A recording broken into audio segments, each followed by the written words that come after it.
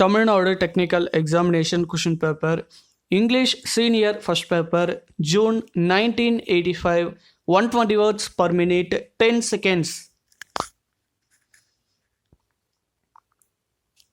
5 seconds. Yes, get ready, start. Ladies and gentlemen, I have great pleasure in taking part in the seminar on unity and progress of the country. During the discussions that were held this morning, the subject was dealt with by men of experience in different walks of life. I am sure their views will be taken into consideration by those who are responsible for shaping the destiny of the country. I would like to share with you some of my thoughts in this matter.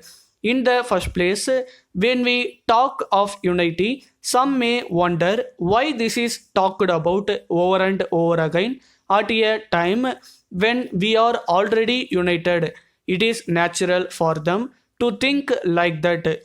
I also agree with them to some extent, but as one who took part in the freedom movement and who is interested in the unity and progress of this country, I request them to look at this matter from a long range point of view because I have a feeling that there are some sections of the society here and there which are trying to disrupt the unity of the country. After India became independent, popular governments are functioning both at the center and in the states, and they are doing their best to meet the requirements of the people and to raise their standard of living by implementing a number of schemes.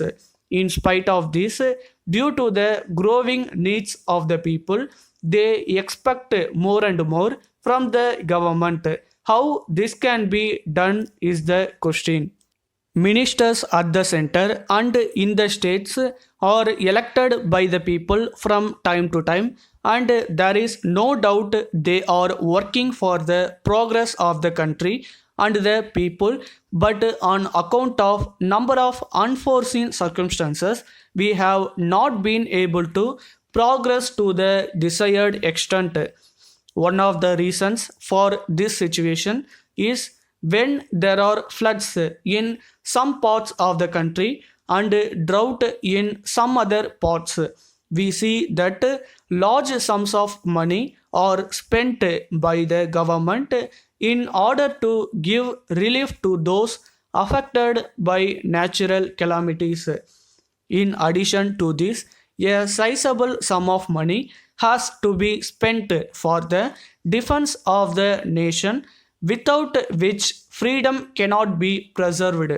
It is only after meeting these inevitable items of expenditure the revenue of the government have to be spent for other essential items. While doing so, it is very often seen that the available funds are not sufficient to meet the needs of the people, and there are grievances here and there. Taking into consideration these aspects, the government and the people have to work together to make the best use of the natural resources and increase the national wealth. For instance, in areas where there is irrigation facility, we must increase the production of food grains. In areas where there is scope for industrial development, suitable industries have to be started. It is only by such a determined effort the nation can progress. Another matter is that while we have to take advantage of the latest developments taking place in the advanced countries and adopt them, we have to see that in our country where there is plenty of manpower and vast areas of land available for exploitation, we have to plan in such a manner as to provide work for all our citizens. My view is that in a developing country, we cannot allow anyone to remain idle without doing some useful work or other because only a nation which is active can progress. Letter dated 10th April 1983 from Thiru M. Saradi Advocate, Rajaji Salai, Madras, to Messrs. Selvan and Company, Broadway, Madras. Dear Sirs, under instructions from my client Thiru V. Ramasamy, residing at 4 Lus Church Road, Madras, I am writing this letter to bring to your notice the following. You are in occupation of the premises owned by my client at 20 Broadway, Madras for the last 10 years. I have to point out that the period of lease had expired last year and my client wrote to you a number of letters requesting you to vacate and give vacant possession of the buildings as the same is required by him for the expansion of his business.